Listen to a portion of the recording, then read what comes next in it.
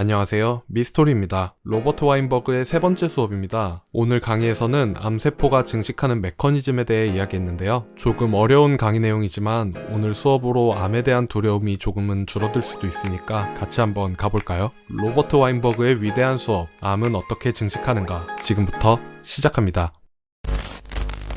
앞의 강의에서도 말했지만 돌연변이 유전자가 비정상적 세포 증식을 유발합니다. 많은 암세포는 수용체 이상이 생겨 외부로부터 증식 신호를 받았다고 착각하게 되고 계속 증식하게 되죠. 수용체가 다른 세포로부터 신호를 받아서 증식을 결정하는 세포에까지 전달하는 데는 많은 전달 경로를 거칩니다. 전달 경로 중에 한 단백질은 스위치처럼 작동하기도 하는데요. 켜졌다 꺼졌다 하면서 신호를 세포 안쪽으로 보내죠. 켜졌을 때는 증식 신호를 보내고 꺼졌을 때는 멈추게 됩니다. 이 단백질은 스스로 기능을 통제할 수 있는데 만약 손상을 입을 경우 통제력을 잃게 되죠. 빠르게 꺼지지 못하는 상태가 되어서 필요 이상으로 증식 신호를 세포 안쪽까지 전달합니다. 이렇게 되면 세포는 증식 신호로 가득 차게 되어 치명적인 상태가 됩니다. 심하면 며칠씩 지속되는 증식 촉진 신호로 인해 결국 세포 행동은 망가지게 되는 것이죠. 인간의 전체 게놈 2만 개 중에서 약 50개의 유전자가 암 발생에 관여합니다. 이 50개의 유전자가 만들어내는 단백질이 암세포의 성장을 결정하죠. 이런 유전자 중 대다수를 온코진, 즉 종양 유전자라고 부릅니다. 끊임없이 세포 증식을 촉진하는 단백질을 만들어내는 유전자죠. 대표적인 종양 유전자에는 와인버그가 발견한 라스 유전자가 있습니다. 라스 유전자는 단백질이 비정상적으로 증식 촉진 신호를 내보내도록 만드는 종양 유전자인데요. 증식 신호를 조금만 내보내야 할 상황에서도 계속 내보내게 하죠. 자동차로 치면 엑셀을 계속 밟는 것과 비슷합니다. 우리 유전자 중엔 반대로 종양 억제 유전자도 있습니다. 세포 증식을 억제하게 만드는 유전자죠. 대표적으로 RB1이라고 부르는 유전자가 있습니다. 이것도 와인버그가 발견했죠.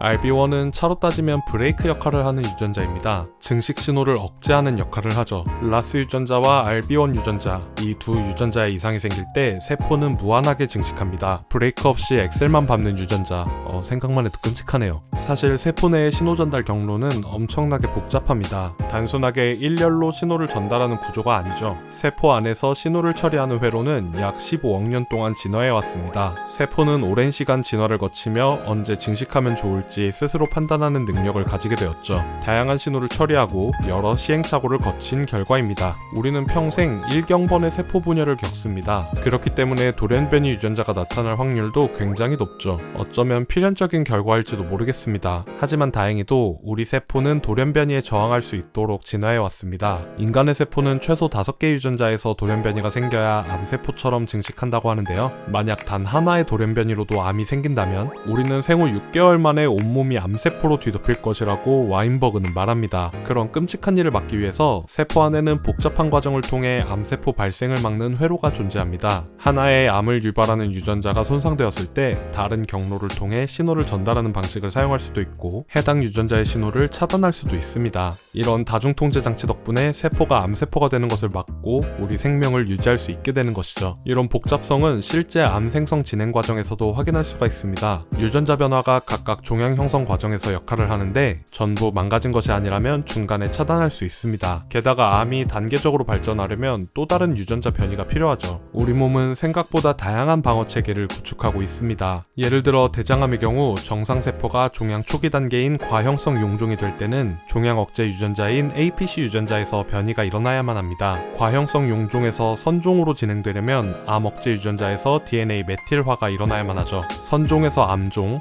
암종에서 침습성 전이가 일어날 때까지 여러 과정에서 특정 유전자 변이가 일어나야 합니다. 이런 기전을 전 세계 학자들이 활발하게 연구하고 있고 암의 예방과 진단, 치료 및 사후관리 같은 모든 과정에 큰 도움을 주고 있습니다. 암이 진행되는 데는 아주 오랜 시간이 걸립니다. 대장암의 경우 30년에서 60년이 걸리죠. 우리 대부분은 60세에서 70세 사이에 초기 단계의 대장암을 겪게 됩니다. 하지만 모든 암이 우리 생명을 위협하는 치명적인 암으로 진행되지는 않습니다. 신체 노화에 따라 초기 단계의 다양한 암을 겪을 수는 있지만 우린 두려워할 필요는 없습니다. 우리 몸에는 수많은 방어체계가 있고 암을 이기기 위한 인간의 노력도 계속될 거니까요. 오늘 강의를 통해 암에 대한 막연한 두려움이 조금은 없어졌기를 바랍니다. 확률에 확률을 뚫어야지만 암이 되고 그리고 꾸준하게 검사해서 선제적으로 발견한다면 문제가 일어날 확률은 더 적어질 테니까요. 그래도 난 안 걸리겠지 이런 마음으로 살면 안 되겠죠. 그럼 오늘도 좋은 하루 되세요. 유바.